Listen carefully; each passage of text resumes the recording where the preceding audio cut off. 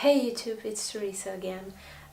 This video isn't a very happy or cheerful video, but I thought I needed to make it because it was consuming me, and I felt like it was the right thing for me to do. It's about losing a pet. I recently lost one of my oldest dogs. She was a border collie mix that we found on the streets in the middle of the winter. Actually, my parents found her and her sister in the streets. It was raining, and my parents couldn't leave them abandoned in the streets, so they brought them home. But they told us they are going to the shelter tomorrow for someone to adopt them because we already have one and we can't have more. And that was 17 years ago. They stayed with us. So she died in a sort of a freak accident, and I won't go into details because it wouldn't be fair for her memory. But otherwise she was good in her health. She only had like small problems on her bladder, but it was taken care of. She took medicine 3 times a day, so she was good. Other than that, she was fine. So it was quite a shock when she died to all of us. And this video isn't for anyone to feel sorry about me or anything like that, because I hate that. I really do hate when people feel sorry. It's just I felt like I owed to myself and to her to do something in her memory, and if in the process I can help someone else, well, this is my attempt to do so. I tried to make this video before, not about her death, but months before that I thought I should do a video about this scene because it haunted me a bit with past dogs that passed away, but I recorded 2-3 times and they never worked out, so I always scrapped them. This time I felt like I owed to myself to do this video. I don't even know where I'm going with this video, it's a way to, vent a bit. She was with me since I was a child, so 17 years, it's a long life. I still have 2 dogs that are alive. First of all, I don't want this to be a personal video only about her passing. I wanted to do something that could help someone else. So the first thing I'm going to say is that it is okay for you to feel bad, for you to feel sad, for you to feel out of your mind about it. And it is also okay for you to not feel those things. It always depends on the person and the bond they had with their pet. I mean, some people look at dogs like just dogs. Some people look at dogs like a child, So it's okay to feel one way or the other. You shouldn't blame yourself for feeling sad, for feeling overwhelmed with a pet passing. Either it be a dog, cat, a hamster, iguana, whatever. I mean, a pet is a pet. It's part of your family, or at least it should, because it's a living creature. You're giving love and affection. I'm saying this because many people will try to tell you to shrug it off. I mean, to tell you it was just a pet, it was just a dog, just a cat, you'll get over it. Sometimes you don't get over it, or at least you don't get over it so easily as people make you think you should. Some people even point fingers like, why are you like that? It wasn't like a human, you shouldn't be acting like that. Some people even say, oh, just get another one, you'll be fine. I mean, when I lost my German Shepherd, like in 2014, I felt like crap. Seriously, I felt like crap for so long, and I was miserable. And people told me all those stuff, and I started to doubt myself. Am I crazy for feeling this way? Am I crazy for missing him so much? You shouldn't feel that way. Love is love, no matter how you put it.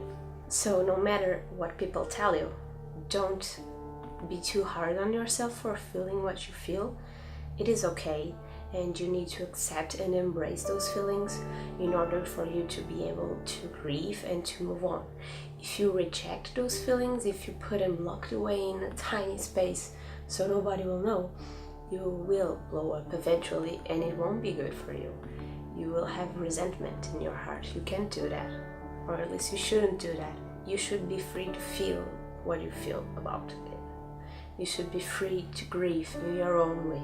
Sometimes you lose a pet due to old age, to long sickness, or sometimes it's just overnight in an accident like my case, or due to some sort of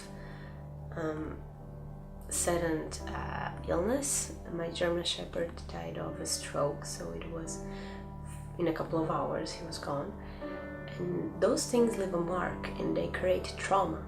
And I mean, you may be expecting that they will die because they are old. I have another 17-year-old and I can tell she's not going to live much longer, but I don't know if she will die tomorrow or in a month or in a year.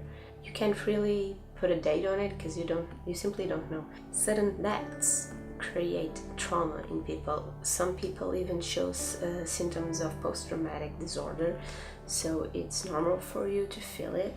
Don't blame yourself, and please, whatever you do, don't blame yourself and look for help if you feel like you need to. I mean, you should be surrounding yourself of people that support you, that love you, that encourage you to move on, but in your own pace, that are kind to you. You should be kind to yourself. Surround yourself of people that will help you heal, that will be kind to you and gentle to you, and most of all, understand what you are going through. They may not know what you are feeling, but they allow you to heal in your own pace. If you don't have people like that around, don't feel bad about it. Not everyone understands what you are going through, and if you do feel the need, there are online places where you can talk to people. I've used a chat room about pet loss, and I talked to so many people in one single night that understood what I was going through.